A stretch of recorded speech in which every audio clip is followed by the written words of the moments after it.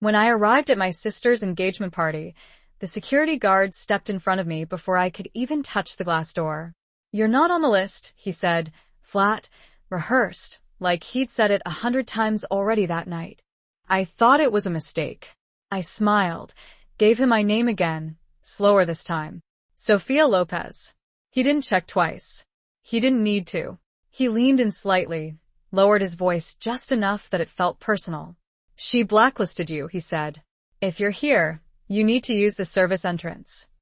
For a second, I didn't move.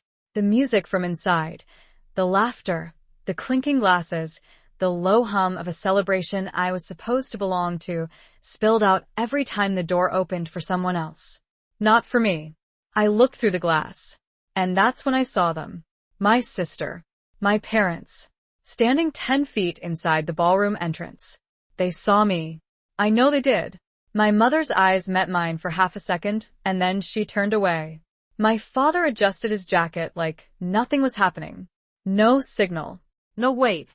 No, that's my daughter. Nothing. Just silence. I stood there long enough for it to sink in.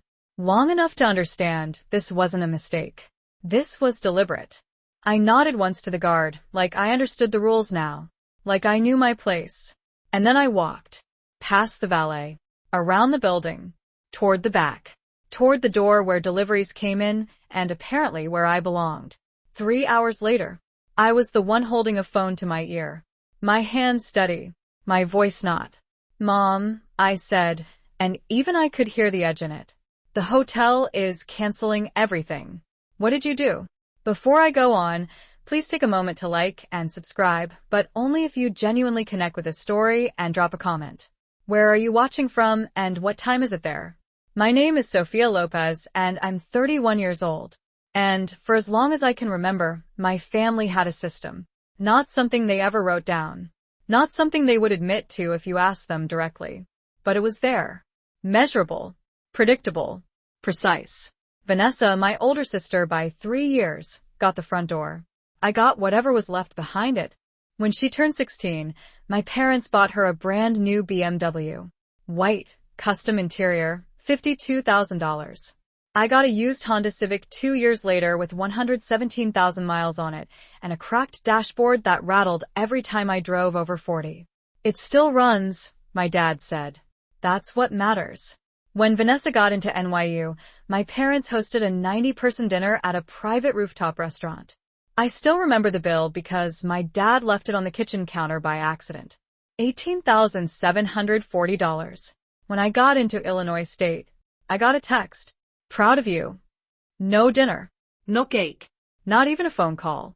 When Vanessa got engaged, my parents wired $85,000 for the wedding fund before the ring was even resized. When I lost my job in 2022 and had exactly $312 left in my checking account, my mom told me, "You're strong. You'll figure it out." And I did. That's the part they never paid attention to. While they were investing in Vanessa's image, I was learning how systems worked. I started at the bottom. Front desk at a mid-tier hotel in downtown Chicago. $16 an hour. Night shifts. Weekends. Holidays. I watched everything. How events were booked. How contracts were structured. How liability worked. Who actually had authority and who just looked like they did. I learned that a ballroom isn't just a room. It's a contract. A network of obligations. Insurance, thresholds, capacity limits, vendor agreements, clauses buried on page 14 that nobody reads until it's too late.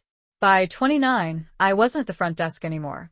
I was in operations, reviewing event logistics, flagging compliance issues, quiet work, invisible work, the kind of work nobody thanks you for unless something goes wrong. And then suddenly, you're the only one in the room who matters. There was one person who noticed. Mr. Harold Whitaker, owner of the Whitaker Grand, the same hotel where my sister decided to host her engagement party. He didn't talk much. Didn't need to. But he watched. He'd ask me questions nobody else asked. Not what happened, but why did it happen? Not who approved this, but who should have caught it. One afternoon, after a vendor dispute I managed to resolve without escalating it to legal, He stopped me in the hallway.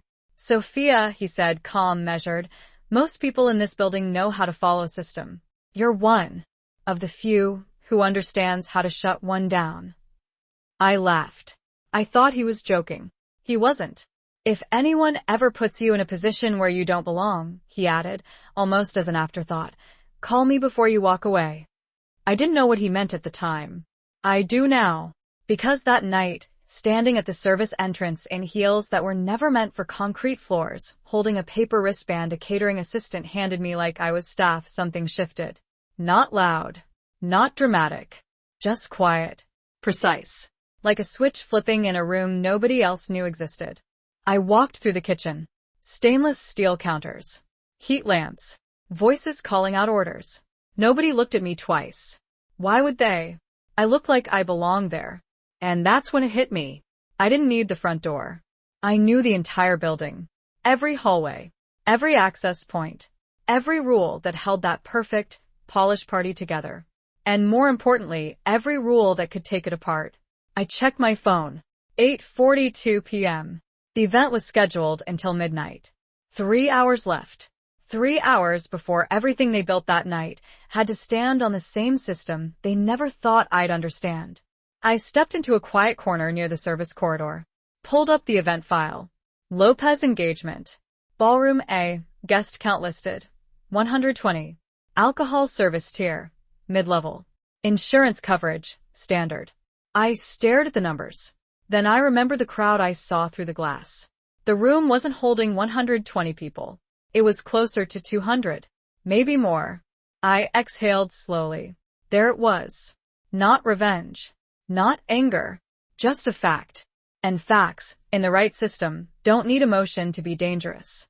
I scrolled down to the clause I'd memorized years ago, without realizing it would matter. Capacity violation. Insurance invalidation. Immediate event suspension pending compliance review. My thumb hovered over the screen. And for the first time that night, I asked myself a real question. Not why did they do this? Not why wasn't I enough? But something much simpler. If I walk away right now, do I still exist in this family? The answer came back immediately. No. So I opened my contacts. And I made one call. I did not press call immediately. That is the part people never understand about moments like this. They think power looks loud, fast, emotional. It does not. Power is quiet. It waits. It measures. I stood there in that narrow service corridor with my phone in my hand and the hum of the kitchen behind me, and for a second, I let myself go back. Not to tonight, not to the door, but to every moment that led to it. Because this was not about one engagement party. This was a system, and I had been living inside it my entire life. When I was 8 years old, my parents took Vanessa to Disney World. 5 days. 4 nights. Park hopper passes. Character dining. I remember the brochure sitting on the kitchen counter for weeks before they left. Bright colors. Fireworks. Smiling families. I asked if I could come.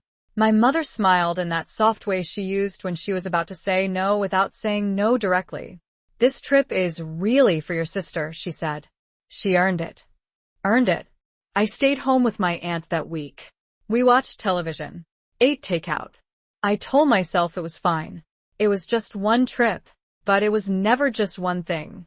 It was patterns. When Vanessa turned 18, my parents opened a savings account for her with $50,000 already in it. For your future, my father said, handing her the paperwork like it was a trophy. When I turned 18, my father handed me a credit card application and said, you should start building your credit. No deposit. No savings. Just the starting line. When Vanessa graduated college, my parents helped her move into a downtown apartment. 2 bedrooms. Corner unit. Floor-to-ceiling windows. Rent was $3,200 a month. They covered the first year. So she can focus on her career, my mother explained. When I graduated, I moved into a 1-bedroom I shared with a roommate in Logan Square. My half of the rent was $850. I worked 2 jobs that summer. One at the front desk. One doing overnight inventory for a retail store. I slept 4 hours a night for 3 months. Nobody asked if I needed help. Nobody offered. They did not have to. The system had already decided. Vanessa was the investment. I was the adjustment. And the thing about being the adjustment is you learn how to adapt. You learn how to read rooms where nobody is looking at you. You learn how to listen to conversations you were never invited into.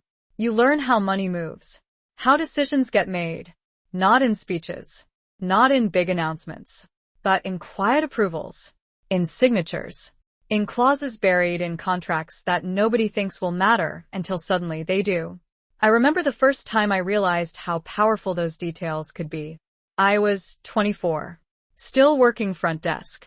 A corporate event had overbooked their guest count. Fire code violation. The manager on duty panicked. Guests were already arriving. The client was important. High revenue. Nobody wanted to shut it down. So they looked for a workaround. They always do. I watched for a minute. Then I walked over and pointed at a line in the contract. Page 11. Section C. Maximum occupancy includes staff and vendors. The manager froze. Did the math. We were 30 people over capacity. Not 10. Not 15. 30. There was no workaround. Not legally. The event was delayed. Adjusted. Embarrassing for the client. Expensive for the hotel. But compliant. Safe. Controlled. After that, people started asking me questions. Not because I was important, but because I paid attention. And that is the difference. Vanessa was always seen. I was always watching. Back in the service corridor, I opened the event file again. Lopez engagement. I zoomed in on the numbers. Guest count 120. Catering order 125 plates. Alcohol tier mid-range. But what I saw in that ballroom, it did not match. Not even close. I replayed the image in my head. The tables. The standing guests. The overflow near the bar. 200 people minimum. Maybe more. Which meant one thing. The contract was wrong. Or the execution was. Either way, it was a violation. I scrolled further. Insurance coverage. Standard liability. That coverage capped at 150 guests. Anything above that required an upgrade. Additional documentation. Approval. None of that was in the file. I felt something settle in my chest. Not anger. Not revenge. Clarity. This was not personal. This was structural. The same way my entire life had been. They built a system where I did not belong. Fine. But this was a system I understood. I checked the time again. 8:47 p.m. The music was still going. The speeches had probably started. My sister, standing in a room full of people, telling a story about love and family and belonging while I stood next to a stack of delivery crates with a paper wristband on my arm. I let that image sit for a second. Not to hurt. Not anymore. Just to remember. Because memory is data. And data, when you know how to use it, becomes leverage. I scrolled to the internal contact list. Compliance. Legal. Operations. Oversight. Names I had worked with for years. People who trusted my judgment because I never called them unless something mattered. My thumb hovered over the first number. And again that question. If I do this, what do I lose? The answer came quickly. Whatever version of family I still thought I had. Whatever chance there was that tonight was a mistake. That they would come find me. That they would say, Sophia, this was not supposed to happen. I knew better. They had already answered that question at the front door.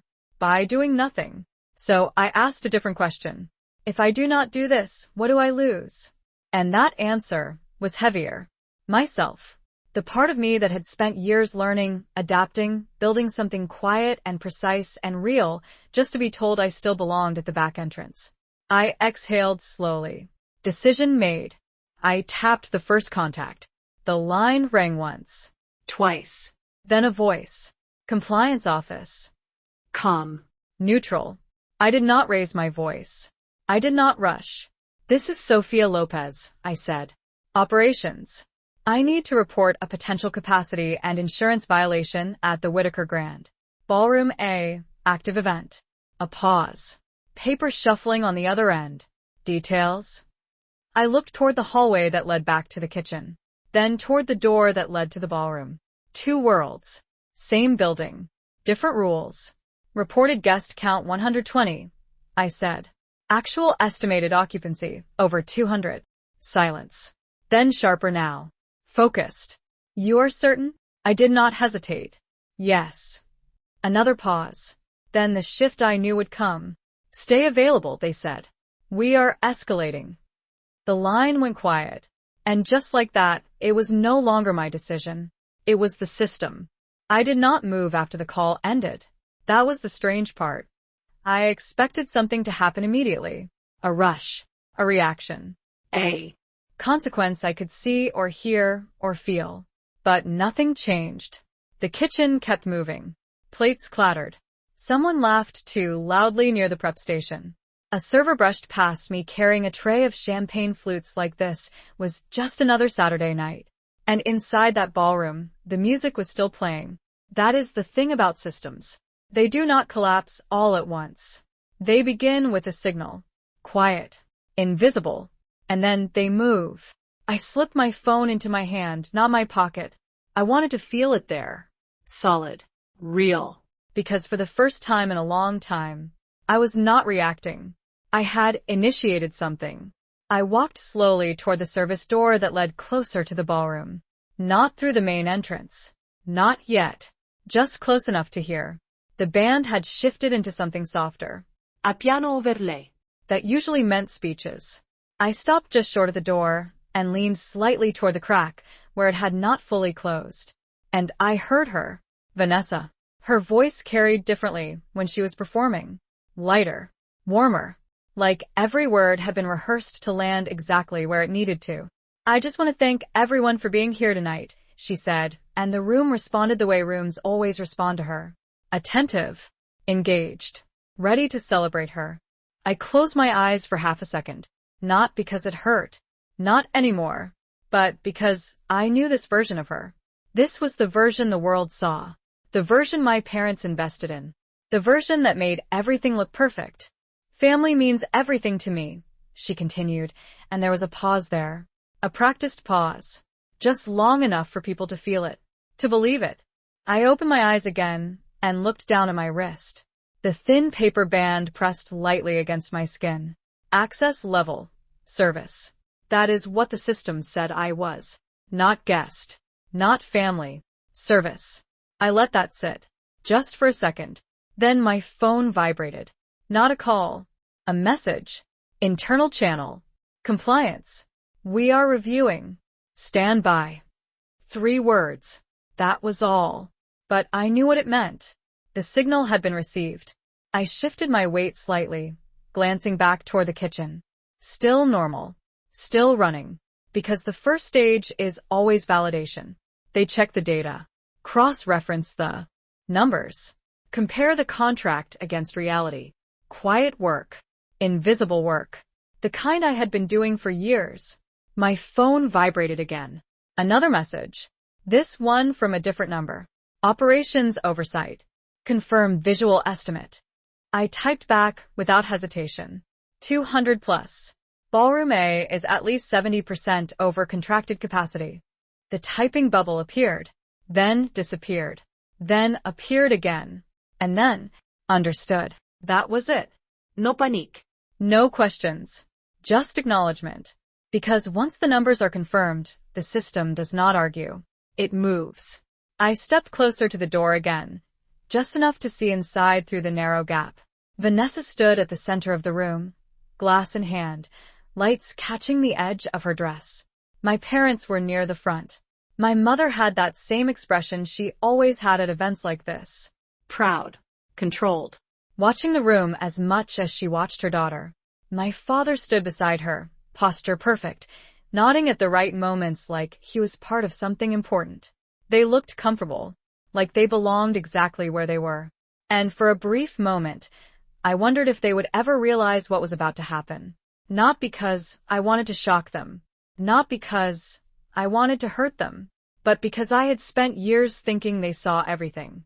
And now I realized they only saw what fit their version of the story. My phone vibrated again.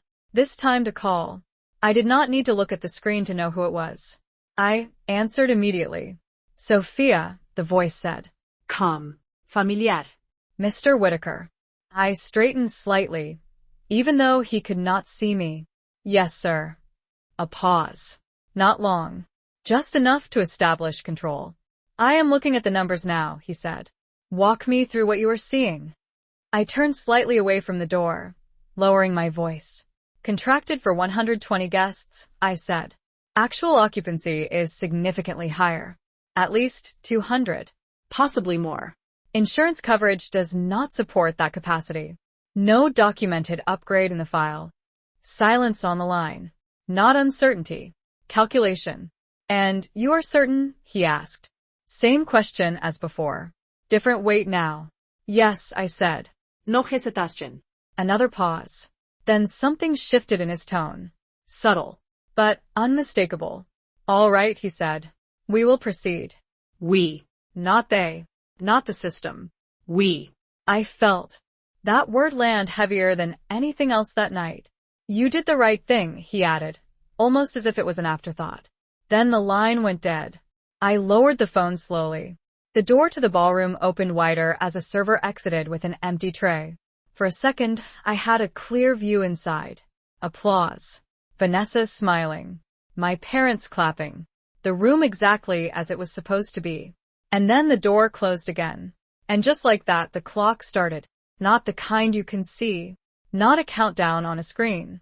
But the internal clock every system runs on once a violation is confirmed. Review. Escalation. Intervention. I stepped back from the door and leaned lightly against the wall. My heart was steady. That surprised me. I thought I would feel something stronger. Anger. Satisfaction. Fear. But it was none of those. It was clarity. Because this was never about getting back at them. It was about something much simpler. They built a world where I did not belong. And I spent years learning how that world worked. My phone vibrated one more time. Final message. Compliance. Action approved. Intervention team en route.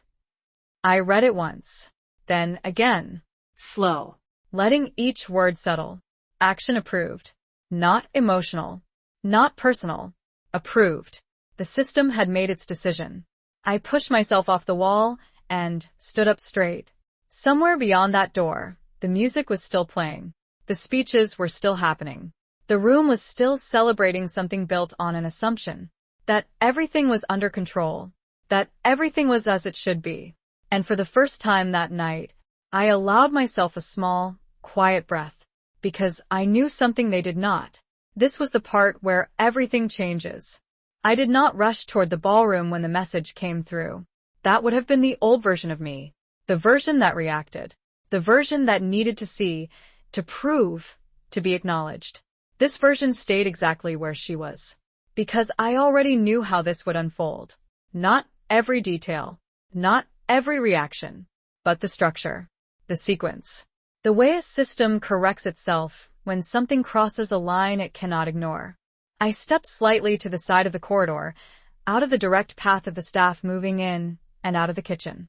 I did not want to be seen. Not yet. Not until the room itself understood what was happening. My phone stayed in my hand, screen dark now but heavy. Grounding. A few seconds passed. Then the minute. Maybe two.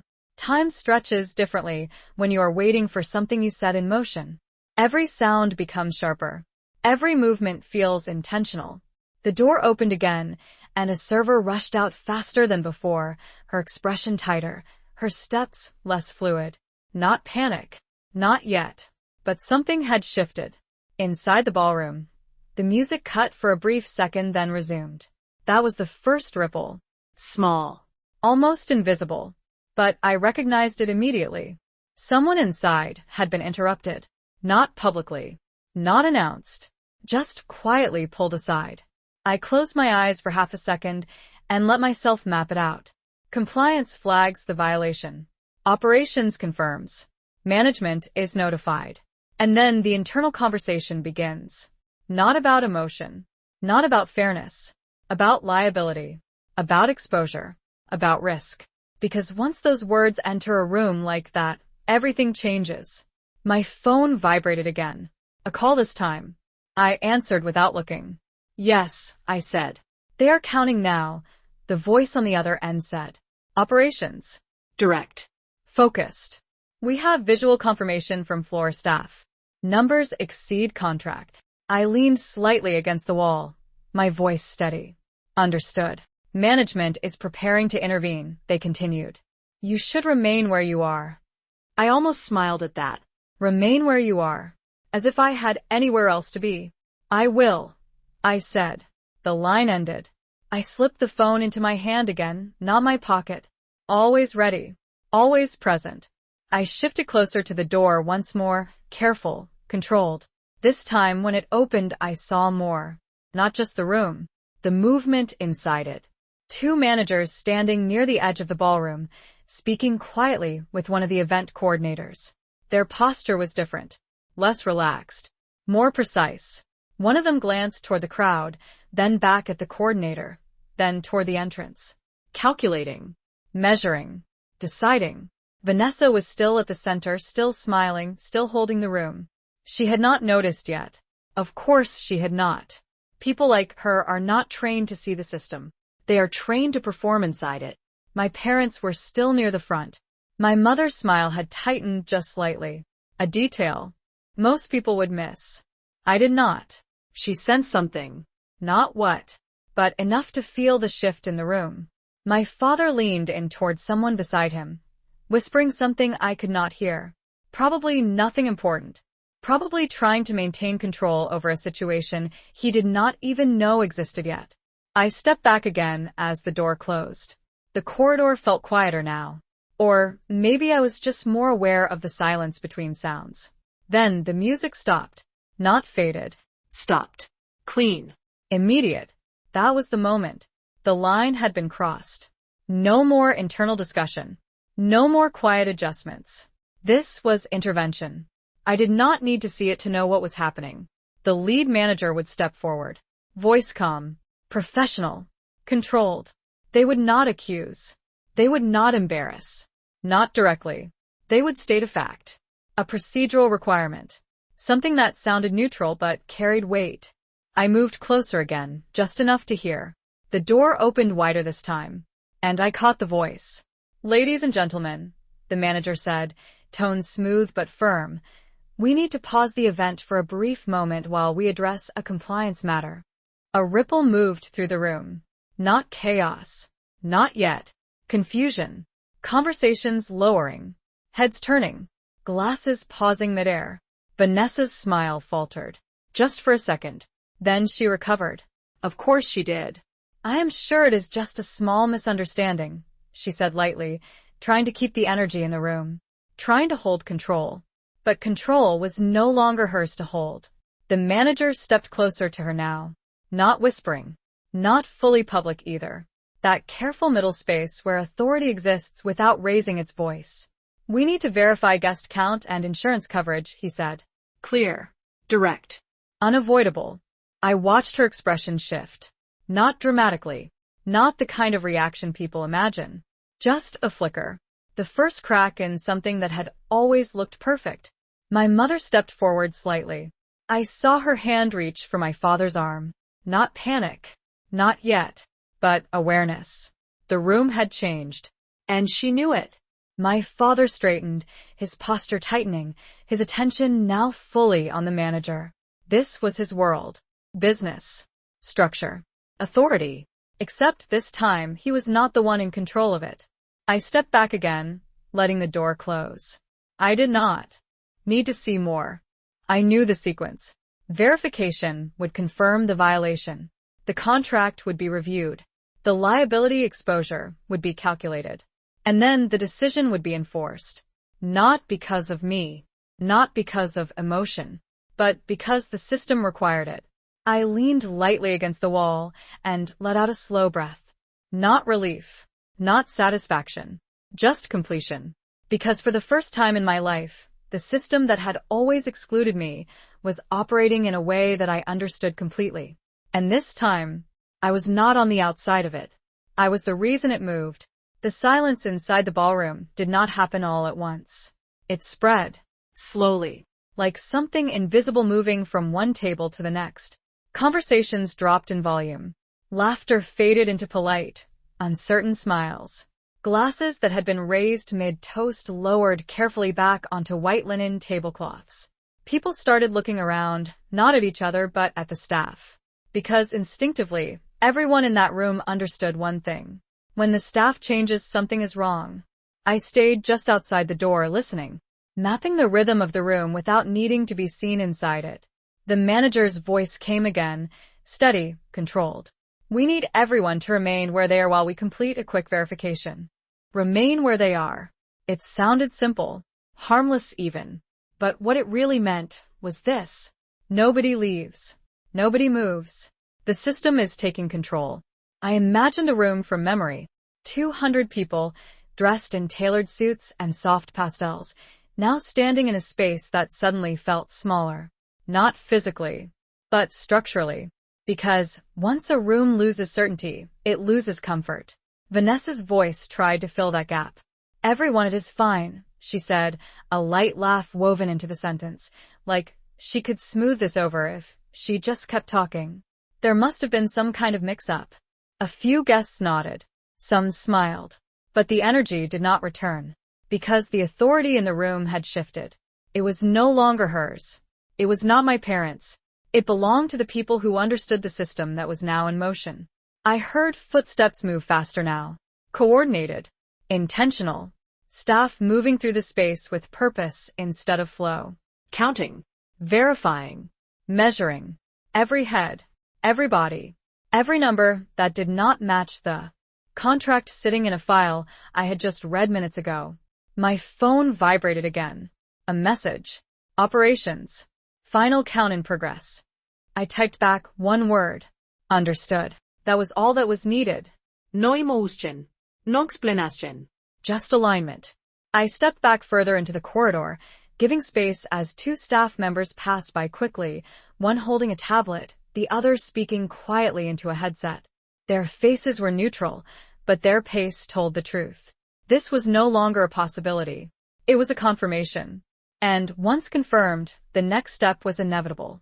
I leaned against the wall again, folding my arms loosely, not to protect myself, but to anchor myself. Because even now, even knowing exactly how this would unfold, there was still a part of me that felt the weight of it. Not guilt, not regret, just gravity. Because this was not just an event being corrected. This was a narrative shifting. A story my family had been telling for years, being rewritten in real time. The door opened again, wider this time, and voices spilled out more clearly. My father's voice cut through first. Sharper than before. Controlled, but strained. There must be some mistake, he said. I could hear the edge in it. The tone he used when something did not align with his expectations. When control slipped just slightly out of reach. The manager responded. Calm. Measured. We have completed a preliminary count, he said. The number of attendees exceeds the contracted capacity and the insurance coverage for this event. Silence followed. Not total, but heavy, dense. The kind of silence that forces people to pay attention whether they want to or not. My mother's voice came next, softer, but urgent. What does that mean? She asked. And there it was. The question that always comes when a system reveals itself. What does that mean? It means the rules you ignored still apply. It means the details you overlooked now matter. It means the structure you assumed would hold does not. The manager answered without hesitation. It means we cannot continue the event under current conditions. A ripple. Stronger this time. Not confusion anymore. Realization. Vanessa spoke again, but her voice had changed. The warmth was thinner now. The control, less certain. Okay, so what do we need to do? She asked. Practical. Adaptive. Still trying to manage the situation. The manager did not rush his response. We will need to reduce occupancy to within contracted limits or suspend the event. Suspend. Not cancel. Not yet. But close enough that the room felt it. I closed my eyes for a brief second. That word landed exactly where I knew it would. Because suspension is not just a pause. It is a statement. Something is wrong. Something is out of compliance. Something must change before anything can continue. I opened my eyes again as the door eased shut, cutting off the rest of the conversation. I did not need to hear more. I could already see it. Guests glancing at each other. Quiet questions passing from table to table. Who is leaving? Why are we being counted? Is this serious? Because once doubt enters a room like that, it spreads faster than anything else. My phone vibrated again. Another message. Compliance. Violation confirmed. Escalation approved. I read it once. Then again. Slow. Letting each word settle into place. Violation confirmed. Not suspected. Not possible. Confirmed. Escalation approved. The system had moved to the next level. I pushed myself off the wall and stood fully upright. My shoulders relaxed. My breathing steady. Because this was the moment where everything shifted from internal correction to visible consequence. Inside that ballroom, my family was still trying to understand what was happening. Still trying to manage it, control it, adjust it. But they were doing it from the inside. And the inside no longer had authority. I took a small step forward, just enough to place myself near the edge of the service door again. Not entering. Not revealing myself. Just present. Because for years, I had been positioned exactly here. Close enough to see everything. Never invited to step inside. And now, that position mattered. The door opened one more time. This time, I saw more faces turn toward the front. The managers standing firm. Staff positioned along the edges. Not aggressive. Not forceful. Just undeniable. The system had taken shape. And there was no version of this night where it returned to what it was before. I let out a slow breath. Not because I was overwhelmed, but because I understood something fully now that I had only felt before. They did not exclude me because I was less. They excluded me because they never understood what I was becoming. And tonight the room was finally going to see it. The word suspend did not land gently inside that room. I could feel it even from the corridor. It changed the air. Not dramatically. Not all at once. But enough that every person inside started recalculating their place in that space. Because suspension does not just pause an event. It questions it. And when something is questioned publicly, it begins to unravel. I stepped closer again. Just enough to hear the next layer unfold. My father's voice came first, sharper now. The controls slipping just beneath the surface. This is unnecessary, he said. We can resolve this quickly. I almost smiled at that. Resolve. As if this was a negotiation. As if the system cared about preference. The manager's response came steady, unchanged. We are following compliance protocol, he said. Until we are within contracted limits, the event cannot proceed as scheduled. Cannot. Not will not. Cannot. That distinction matters. Because it removes choice. It removes influence. It replaces both with structure. Vanessa stepped forward then. I could hear it in the shift of voices, the subtle movement of attention in the room. Okay, she said, controlled, measured, still trying to lead. Let us just fix it. We can ask some guests to step out for a bit. A few murmurs of agreement followed. That made sense to them. Reduce the numbers. Adjust the situation. Continue the night. But they still did not understand. This was not about numbers anymore. It was about documentation. About what had already been violated. My phone vibrated again. I did not even need to look. I already knew. The next phase. I glanced down anyway. Compliance. Documentation review complete.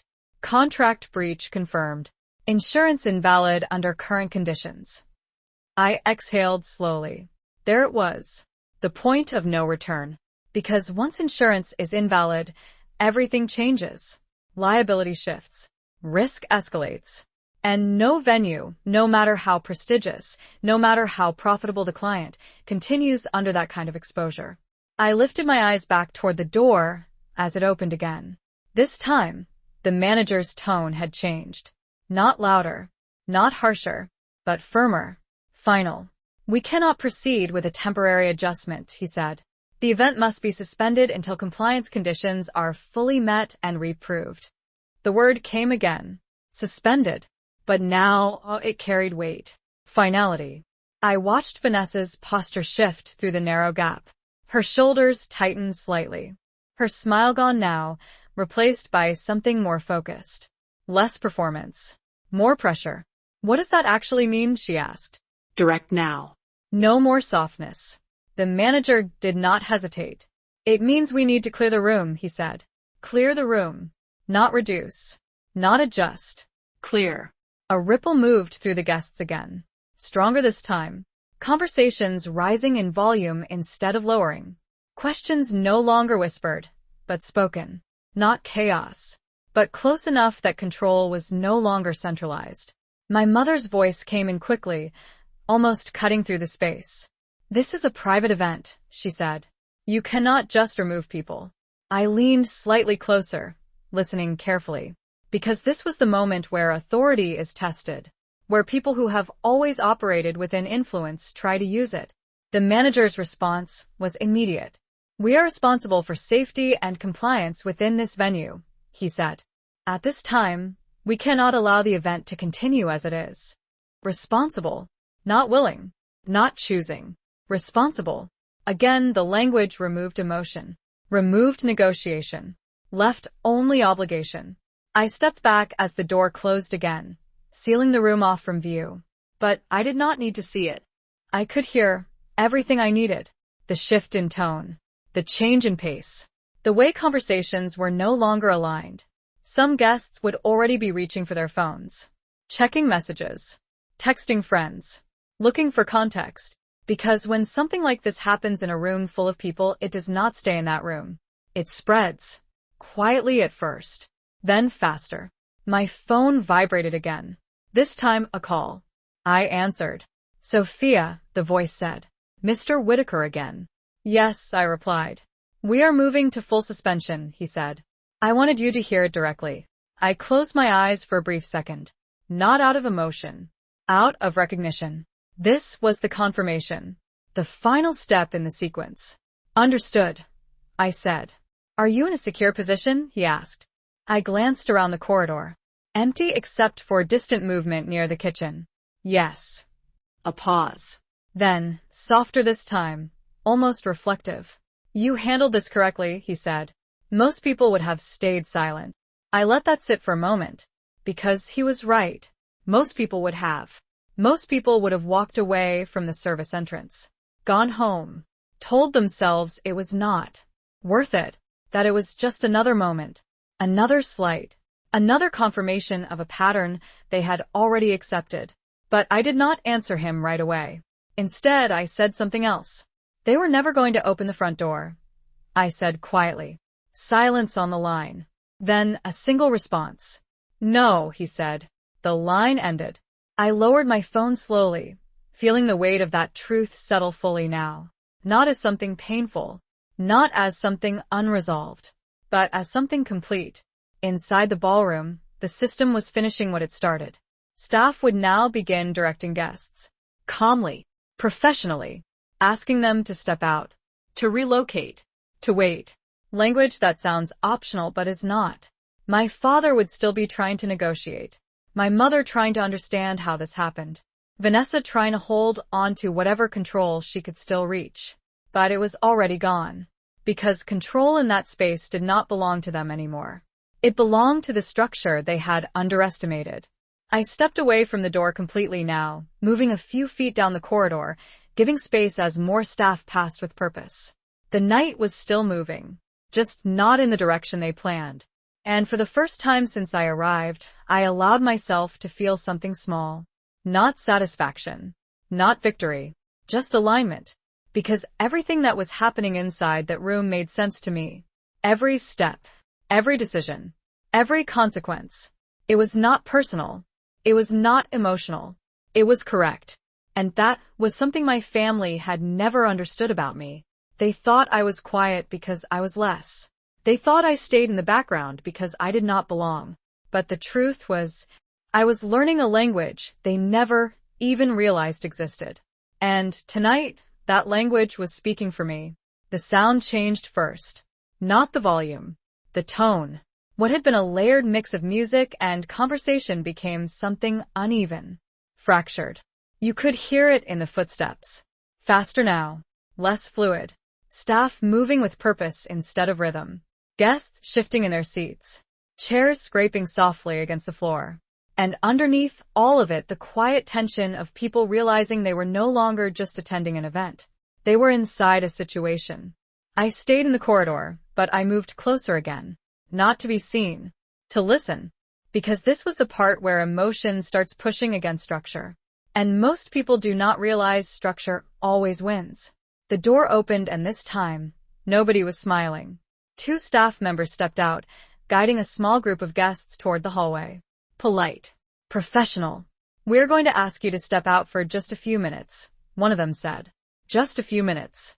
Language designed to soften something that was not soft at all. The guests nodded, confused but cooperative. That is how it starts. Small groups. Quiet exits. An attempt to control the flow before the room realizes what is happening. But rooms like that, they always realize. I stepped aside to let them pass, watching the expressions as they moved by. Some curious. Some irritated. Some already pulling out their phones. Because once people leave a room unexpectedly, they need to explain it. Even to themselves. I turned slightly back toward the door as voices rose again inside. My father's voice was louder now. Not shouting, but close. "This is unacceptable," he said. Each word measured, but tight. "We have a contract." I almost closed my eyes at that, because that was the one thing he should not have said.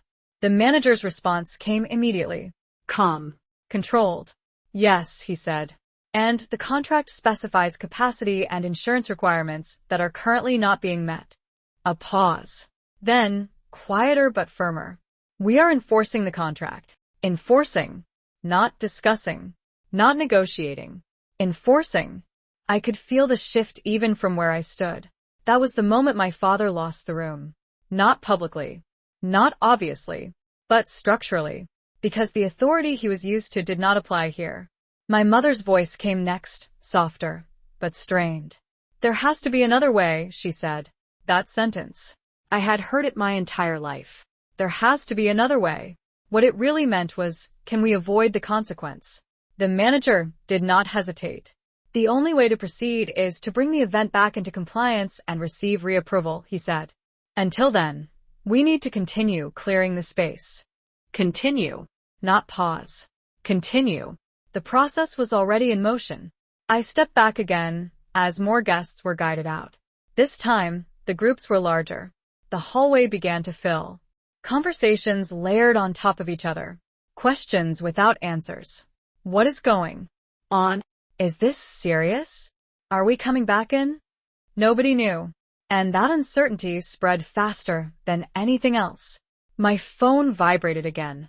A message. Operations. Guest exit in progress. Estimated clearance time 15 minutes. I checked the time. 9:18 p.m. Less than 30 minutes ago, the room had been full. Complete. Controlled. Now it was being dismantled piece by piece. I leaned lightly against the wall again, watching as another group passed. One man shook his head, frustrated. A woman whispered something sharp under her breath. A couple laughed nervously, like if they treated it lightly, it would not matter. But it did. Because events like this are not just about the night. They are about perception. And perception had already shifted. The door opened again, and this time, I saw Vanessa clearly. Not at the center of the room. Not elevated. She was near the front now, closer to the entrance, speaking directly with the manager. Her posture was still strong, controlled, but her eyes were different, focused in a way I had never seen before. Not performing, calculating. "How long will this take?" she asked. Direct. No softness left. The manager answered just as directly. "We cannot provide a timeline until the space is fully cleared and reviewed," he said. "After that, reapproval will depend on updated compliance." Reapproval. Another word that sounds neutral until you realize what it means. Permission. Something she had never had to ask for in her life. I watched her process that. Just for a second. The smallest shift in her expression. Then she nodded once. Controlled. "Fine," she said. "We will cooperate." I almost respected that. Almost. because for the first time she was inside a system she could not charm her way through. My father stepped closer to her, saying something low, urgent. I could not hear the words, but I knew the tone. Control. Fix it. Make this go away.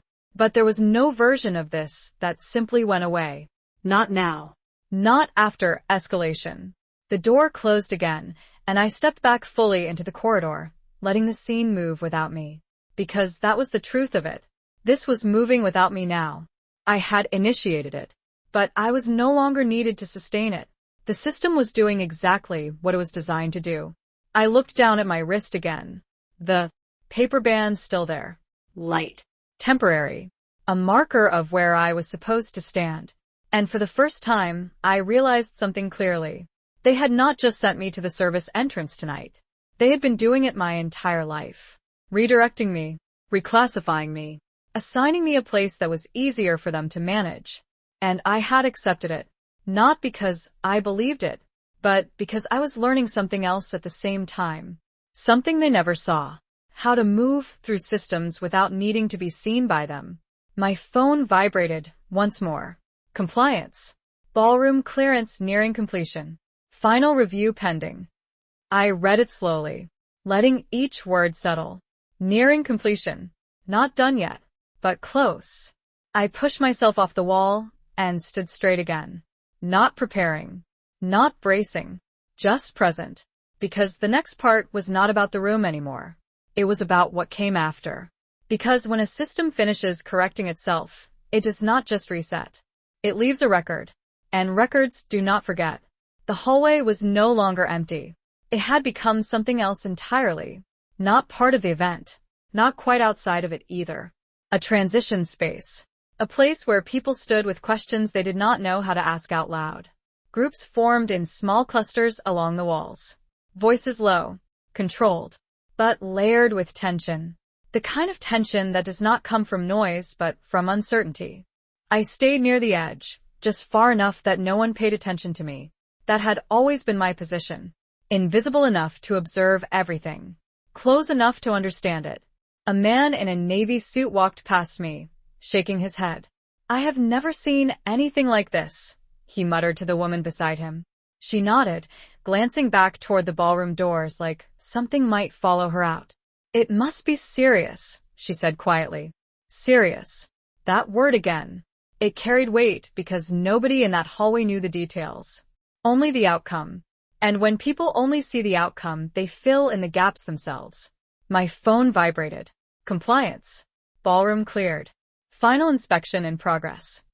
I looked up slowly, letting that settle. Cleared.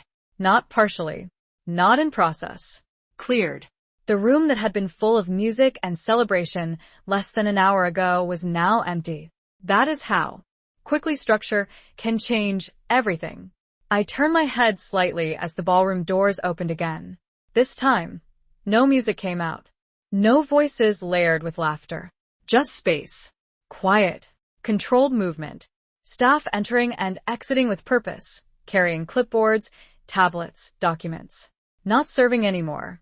Assessing. Reviewing. The shift was complete. I caught a glimpse inside as one of the doors stayed open a second longer. The room looked different. Not physically. The same tables. The same lights. The same decorations. But without people, it lost its illusion. It was not a celebration anymore. It was a setup. A structure waiting to be approved or denied. I stepped a little closer without thinking, just enough to see more clearly. The center of the room where Vanessa had stood earlier now looked ordinary. Just a space. No spotlight. No attention. No narrative holding it together. And that was the part people never understand. It is not the people that make the event real. It is the system allowing it to continue. And once that system withdraws its approval, everything becomes temporary. I felt my phone vibrate again. A call this time. I answered immediately. Yes. Final numbers confirmed, the voice said. Compliance again. We are documenting the breach and preparing the official report. I nodded slightly, even though they could not see me. Understood. A pause. Then, more deliberate. This will not be resolved tonight. I closed my eyes for a brief second. Not because I was surprised, because I knew exactly what that meant. Yes, I said quietly. I know. The line ended. I lowered my phone slowly, letting the words echo in my mind. Not resolved tonight. That meant no quick fix. No adjustment. No quiet continuation after a brief interruption. This was not a delay. It was a stop. And stops leave records. My gaze shifted back toward the hallway. The groups had grown larger now. Conversations more open. Less guarded. Because once people realize something is not temporary, they stop pretending it is. My mother stood near the far wall, speaking to two women I recognized from previous family events. Her posture was still composed. Shoulders straight, chin slightly lifted. But her hands, they were different. Tighter. Controlled. Not relaxed. I had seen that before. It was how she held herself when something was slipping beyond her ability to manage it. My father stood a few feet away, phone pressed to his ear, voice low but sharp. I could not hear the words, but I knew the tone. He was trying to fix it, call someone, reach someone, find a way to reassert control over a situation that was no longer his to control. Vanessa stood alone for a moment near the ballroom entrance, not speaking, not moving much, just still. And that was the first time I saw it clearly. Not the performance version of her. Not the version my parents invested in. The real one. The one that understood something had shifted in a way she could not immediately recover from. She turned slightly, scanning the hallway, her eyes moving across faces, searching for something. For someone. For an answer. And for a brief second her gaze passed over me. She did not recognize me at first. Why would she? To her, I was not supposed to be here. Not in this space. Not in this version of the night. But then something in her expression changed. Just slightly. Recognition. Not full. Not certain. But enough. Our eyes met for half a second. And in that half second, everything that had never been said between us sat there. Not spoken. Not acknowledged. Just understood. She looked away first. Not dramatically. Just deliberately. Choosing not to engage. Choosing not to ask. Because asking would mean admitting she did not understand what was happening. And that was something she had never been taught how to do. I shifted my weight slightly, staying where I was. Not stepping forward. Not revealing anything. Because this was not the moment for confrontation. Not yet. The system was still finishing its work. My phone vibrated one last time. Compliance. Report filed. Event officially suspended pending further review. I read it slowly, letting each word settle into place. Officially suspended. Not temporarily. Not conditionally. Officially. Which meant it was now recorded, documented, logged in a system that did not forget. I slipped my phone into my hand again, holding it loosely as I looked back toward the ballroom doors. Close now. Quiet. Final. And for the first time that night, I understood something fully. This was never about getting back at them. It was about something much simpler. They built a world where I did not belong. And I learned how that world actually worked. And tonight, that difference changed everything. No. One announced the end. That was the strange part. There was no final statement. No microphone. No clear moment where someone stood in the center of the room and said, "This is over." Instead, it dissolved. Slowly. Quietly. Like something that had never really existed in the first place. The hallway began to empty, but not all at once. Guests left in waves. Some with tight smiles, trying to hold on to dignity. Others more openly frustrated, voices rising just enough to be heard but not enough to cause a scene. A few lingered, hoping for an update that would let them back in. But there was no update. Not anymore. Because once something is officially suspended, it does not resume the same way. I stayed where I was, watching it all unfold with the same quiet distance I had learned to keep my entire life. A couple walked past me, their conversation low but clear enough to catch pieces.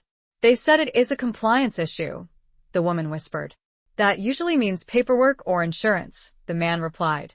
"Either way, that is not something you fix tonight." Not something you fix tonight. I almost nodded. Because that was exactly it. This was not about a mistake you could smooth over with a quick conversation or a check written in the right place. This was structural. And structure does not bend for convenience. It resets. My phone remained still in my hand now. No more messages. No more updates. The system had completed its process. What remained was the aftermath. And that part belonged to the people inside it. I glanced toward my parents again. My father was no longer on the phone. He stood with his hands at his sides, shoulders slightly forward, like he was still trying to figure out where the center of control had gone. My mother stood closer to him now, speaking quietly, her tone measured but tight. I could not hear the words, but I knew the pattern. Contain it. Reframe it. Protect the image. That had always been her instinct. Vanessa was different. She had moved away from them slightly, standing near the edge of the hallway now, her gaze fixed somewhere ahead but not really seeing anything. She looked still. Not defeated. Not emotional. Just recalibrating. And for the first time, I wondered what this looked like from her perspective. A night that had been planned down to the smallest detail. Every element controlled. Every moment designed. And then, something invisible stepped in and rewrote it completely. Without asking. Without warning. Without giving her a way to stop it. I knew that feeling. I had lived in it for years. I shifted my weight slightly, the paper band on my wrist brushing against my skin. Still there. Still marking me as something temporary. Something functional. Something that existed in the background. And yet everything that had happened tonight traced back to me. Not because I forced it. Not because I pushed harder or louder than anyone else. But because I understood something they did not. That systems do not care who you are. They only care what is true. A voice broke through my thoughts. Sophia? I turned slightly. It was not loud, not sharp, just uncertain. Vanessa stood a few feet away now, closer than she had been all night. Her eyes met mine fully this time. No confusión. No delay. She knew it was me. I did not move toward her. I did not step back either. I just stood there, present. For a moment, neither of us spoke. The hallway noise continued around us, but it felt distant. Muted. Like everything else had pulled away to make space for this one moment. She glanced briefly at my wrist, the band, then back at my face. You were here the whole time? She asked. Her voice was controlled, but there was something underneath it. Not anger. Not yet. Something closer to disbelief. I held her gaze. Yes, I said. Simple. No explicación. No defense. Her expression shifted slightly, her mind moving through possibilities, trying to connect something that did not make sense to her yet. Why were you not inside? She asked. And there it was. The question that should have been asked hours ago. At the door. In front of everyone. Instead of silence. I let a small pause sit between us. Not to create tension. Just to let the truth exist for a second before I said it. I was not on the list, I said. Her jaw tightened just slightly. Not dramatically. Just enough that I saw it.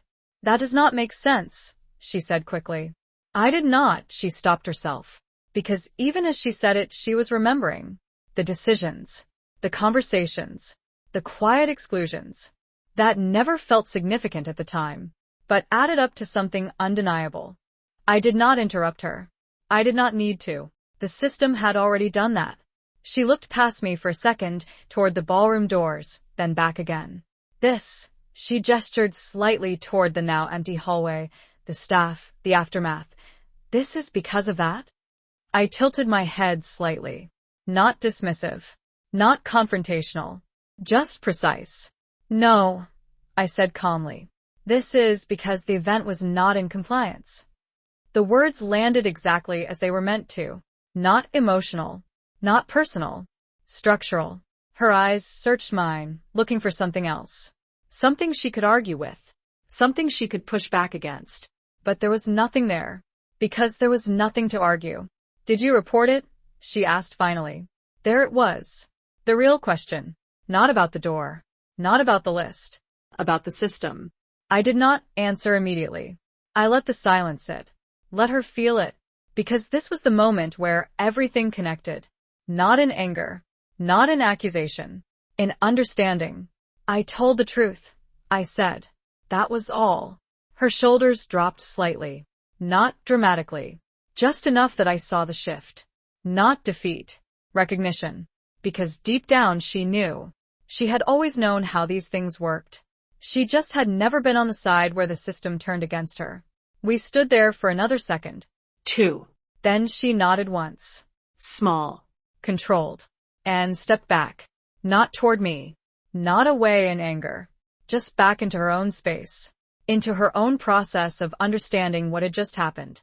I did not follow her. I did not speak again. Because there was nothing left to say. The system had already said everything for me. She did not come back to me after that. Not immediately. Not dramatically. Vanessa stepped away, and the space between us returned to what it had always been. Quiet. Unspoken. Defined more by what was not said than whatever was. I stayed where I was for a few seconds longer, letting the moment settle, letting the noise of the hallway slowly return to full volume around me. Conversations were louder now, less careful. People were no longer whispering. They were processing. Out loud. They shut the whole thing down? Someone asked near the elevators. That only happens when something is seriously off, another voice replied. It is not just a headcount issue. It has to be liability. Liability. That word moved through the hallway like a current. Because in spaces like this, people understand risk even if they do not understand details. They know when something crosses a line that cannot be ignored. I turned slightly and began walking toward the far end of the corridor, away from the ballroom, away from the clusters of guests, away from the center of what had just happened. Not rushing, not hiding, just moving. The paper band on my wrist brushed against my skin with each step, a small reminder of where I had been placed at the start of the night. Service entrance. Not guest. Not family. Service. I reached the quieter part of the hallway near the secondary elevators and stopped. The noise softened here. Conversations more distant. Movement less constant. It felt separate. And for the first time that night, I allowed myself to stand still without listening for something else. Just breathe. My phone remained silent. No new messages. No calls. The system had completed its cycle. What remained now was not procedural. It was personal. I heard footsteps behind me. Slower. Measured. Not part of the general movement of guests leaving. I did not turn immediately. I already knew who it was. My father's voice came before I looked. Sophia. My name. Not hey. Not you. My name. I turned slowly. He stood a few feet away, my mother just behind him. Both of them looking at me in a way they never had before. Not dismissive. Not distracted. Focused. My father's posture was still controlled, but there was something else in it now. Not anger. Not exactly. Something closer to disruption. Like the framework he relied on had shifted, and he had not yet found his footing again. My mother's expression was harder to read. Composed as always. But her eyes, they were searching. Not for answers. For alignment. For a way to understand this version of me that did not fit the one she had held on to for years. You were here, my father said. Not a question. A statement. I nodded once. Yes. A pause followed. Not long, but heavy enough that it mattered. He glanced briefly toward the ballroom doors, then back at me. You know what happened in there? He asked. I held his gaze. Yes. Another pause. Longer this time. He took a breath, like he was deciding how to approach something he did not fully understand. They said it was a compliance issue, he continued. Capacity. Insurance. He said the words like they were technical. Detached. But I could hear the tension underneath. Because he knew those words meant something serious. He just did not know how serious. I did not answer immediately. I let the silence sit for a second. Then I said calmly, it was. My mother stepped forward slightly then, her voice softer but more direct. Sophia, did you know about this before tonight? There it was. The question behind the question. Not about the event. About me. About whether this was coincidence or something else. I looked at her. Really looked this time. And for a moment, I saw something I had not allowed myself to see before. Not just who she was, but who she had chosen to be. In every moment where it mattered. At the door. Earlier tonight. When she saw me and turned away. When she said nothing. When she let the system of our family operate exactly as it always had. I took a small breath. Not to steady myself. To choose my words. I understood the contract, I said. Her expression shifted slightly. Not confusion. Recognition. Because even if she did not know the details, she understood the implication. My father's jaw tightened just a fraction. So you knew there was a problem, he said. Not accusing. Not yet. But close. I met his gaze, without hesitation. I knew what was true, I said. That was the difference. Not what I believed. Not what I felt. What was true. He exhaled slowly, his hand moving to his hip, a familiar gesture I had seen countless times when something did not align with his expectations. Sophia, he said, his voice lower now, more controlled. This was your sister's engagement. There it was. The appeal. Not to logic. Not to structure. To family. To emotion. To loyalty. I let that sit for a second. Not because it affected me the way it used to, but because it deserved to be acknowledged. Then I said, evenly, yes. He frowned slightly, like he was waiting for something more. An apology. A justification. A shift in tone. It did not come. My mother stepped in again. Her voice careful. If you knew, you could have told us, she said. Told us. Quietly. Privately. Without consequence. Without exposure. Without the system stepping in. I felt something settle inside me then. Not anger. Not resentment. Clarity. Because that sentence, it explained everything. Not just tonight. Every year before it. Every moment where something was wrong, but the expectation was to manage it quietly. To protect the image. To keep the structure intact, even if it was built on something that did not hold. I shook my head slightly. Not dismissive. Just certain. You would not have listened, I said. The words landed softly. But they did not need force. They were true. My father's expression hardened just slightly, not in anger, but in resistance. That is not fair, he said. I held his gaze. Neither was tonight. Silence followed. Real silence this time. Not the kind filled with noise or movement. The kind that sits between people when something undeniable has been said. My mother looked away first. My father did not. He stood there, searching my face for something he could hold on to. Something that fit the version of me he understood. It was not there. Because that version had never really existed. I glanced down briefly at my wrist, then back up at them. You taught me how this works, I said quietly. My father frowned slightly. What do you mean? I let a small pause sit there. Then I answered. You taught me that if you are not on the list, you do not belong in the room. Neither of them spoke, because they both knew that was true. I shifted my weight slightly, stepping back just enough to create space. Not dramatic. Not final. Just clear. I learned something else, I added. My voice steady. Calm. I learned who controls the list. And with that, there was nothing left to explain. Neither of them answered right away. That was the part one noticed most. Not what they said, but what they did not. Because my entire life, my father always had a response. Immediate. Structured. Confident. Even when he was wrong, he filled the space with certainty. But now there was a gap. Small. But real. And in that gap something shifted. My mother looked down first, her fingers tightening slightly around the strap of her purse. A subtle movement. But I had spent years reading details like that. It meant she was recalculating. Not reacting. Trying to find a version of this that still made sense in the world she believed in. My father held my gaze longer. His expression was not anger. Not disappointment.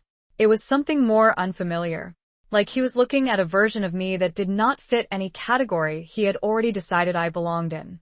You think this proves something? He asked finally. His voice was steady. Controlled. But there was a strain underneath it now. Not loud. Not visible to anyone who did not know him well. But I did. I tilted my head slightly. Not dismissive. Just considering.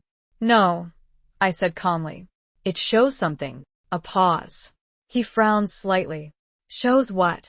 I let the silence sit for a second. Not to create tension.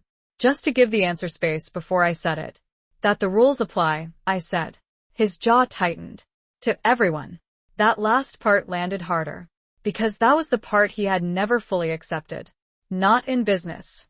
Not in our family. Not in anything. My mother looked up again, her eyes moving between us. This did not have to happen like this, she said softly. There it was again. That same sentence. That same belief. That there is always a quieter version of the truth. A version that protects everyone. A version that keeps things looking the same. I nodded once. You're right, I said. Her expression shifted slightly, like she thought I was agreeing with her. I was not. It could have happened differently, I continued. If things had been done differently. The distinction mattered. Cause and effect. Not choice and consequence. My father exhaled slowly, his hand moving again to his hip. A gesture I had seen for years. It used to make me feel small, like I was about to be corrected. Now, it just looked familiar. You're talking about contracts and systems, he said. This is your family. I held his gaze. You separated those first, I said. He frowned, confused. What do you mean? I did not raise my voice. I did not need to. At the door, I said. When I was not on the list. The words were simple, but they connected everything. My mother's eyes flickered slightly. She remembered. Of course she did. My father's expression shifted. Just. A fraction. Not denial. Recognition. That was not, he started then stopped. Because he did not have a clean explanation. Not one that held up under the same structure he relied on everywhere else. I did not press him. I did not need to. The system had already done that. A few feet away, I could hear staff moving equipment inside the ballroom. Quiet. Efficient. Breaking down what had been built just hours earlier. No ceremony. No emotion. Just process. That sound said more than anything else in that hallway. My mother spoke again, her voice softer now, almost careful. Sophia, this does not have to define things going forward. I looked at her. Really looked. And for a moment, I saw the intention behind the words. Not manipulation. Not entirely. Something closer to preservation. She wanted to keep something intact.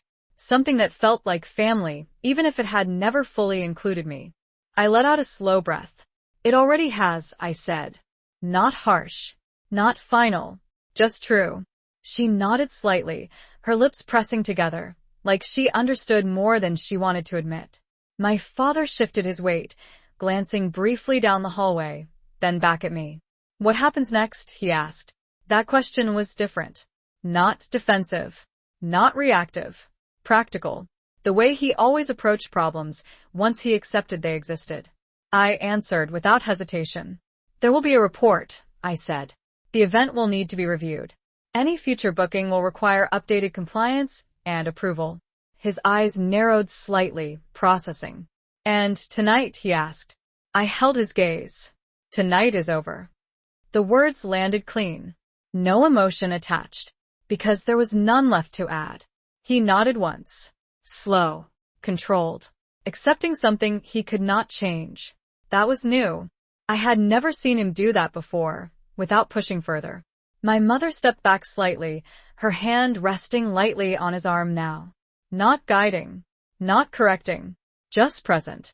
Vanessa stood further down the hallway, still separate from us, but not as distant as before.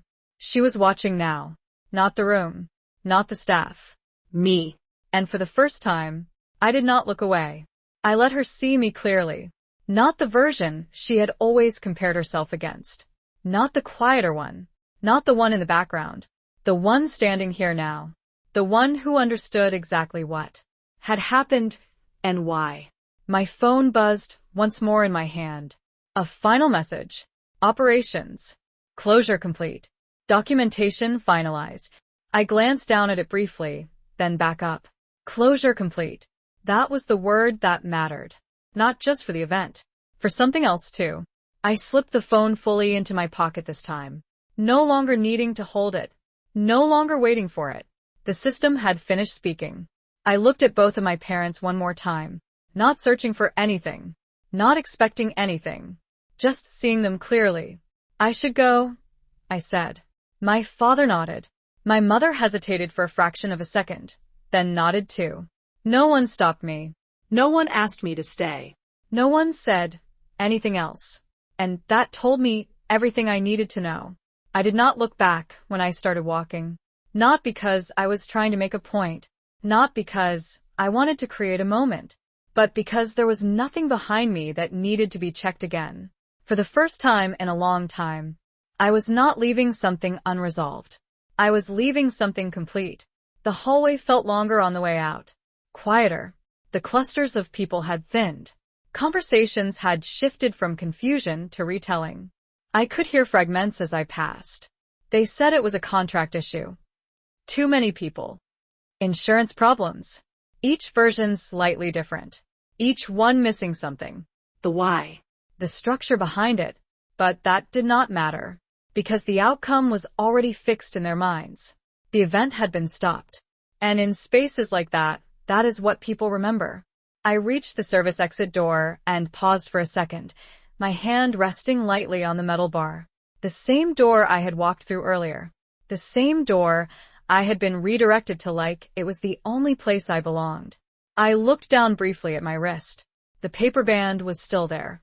Slightly worn now. Edges soft from movement. Temporary access. Temporary identity. I slid it off slowly, the adhesive pulling just enough to remind me it had been there. Then I folded it once and dropped it into the small trash bin beside the door. Not dramatic. Not symbolic. Just done. I pushed the door open and stepped outside. The air was cooler than I expected. Fresh. Clean. The kind of quiet that does not exist inside a building full of expectations. The valet area was still active but calmer now. Cars pulling up. Drivers waiting. People leaving with polite smiles that did not quite reach their eyes. I walked past them without slowing down, my heels steady against the pavement, my pace even. No rus. No hesitation. Just forward. My phone buzzed once in my pocket. I did not check it immediately. I let it sit for a few steps. Because for once, I was not waiting for what came next. I was choosing when to look. I stopped near the edge of the sidewalk, away from the lights, and pulled the phone out. One message. Mr. Whitaker. Come see me tomorrow morning. 9 o'clock. No explanation. No detail. Just a time. I read it once. Then again. And for the first time that night, I allowed myself a small, quiet shift in perspective. Not about what had just happened, but about what it meant moving forward. Because I knew what that message was. Not punishment. Not questioning. Opportunity. I slipped the phone back into my pocket and looked out toward the street. Cars passing. Lights moving. The city continuing exactly as it always did, untouched by what had just happened inside that building. And that grounded me more than anything else, because it reminded me of something simple. Tonight mattered, but it was not everything. It was a moment, a turning point, not an ending. I started walking again, away from the hotel, my steps falling into a rhythm that felt familiar. Not heavy, not uncertain, just mine. I thought about what my father had asked, what happens next, and for the first time, I had an answer that did not depend on anyone else. Next was not about fixing something, not about proving something, not about earning a place I had never been given. Next was about choosing where I stood. I reached the corner and paused as the crosswalk signal changed. The red hand blinking steadily. Then the white walking figure. Simple. Clear. Permission. I stepped forward with the signal, crossing the street without looking back at the building behind me. Because I did not need to. I already knew what it was. And more importantly, what it was not. It was not the only door. It was not the only system. It was not the only place where belonging was defined. And that realization felt lighter than anything I had carried before. The next morning, I arrived at the hotel 10 minutes early. Not out of habit. Out of respect. The lobby was quiet. Controlled. The way it always was during the early hours before the day fully began. Staff moved with intention, not urgency. Systems resetting for another cycle. I stood near the entrance for a second, taking it in. The same building, the same structure, but I felt different inside it. Not because the building had changed, because I had. Sophia. I turned. Mr. Whitaker stood near the reception area, his presence calm, contained, exactly as I had always known it to be.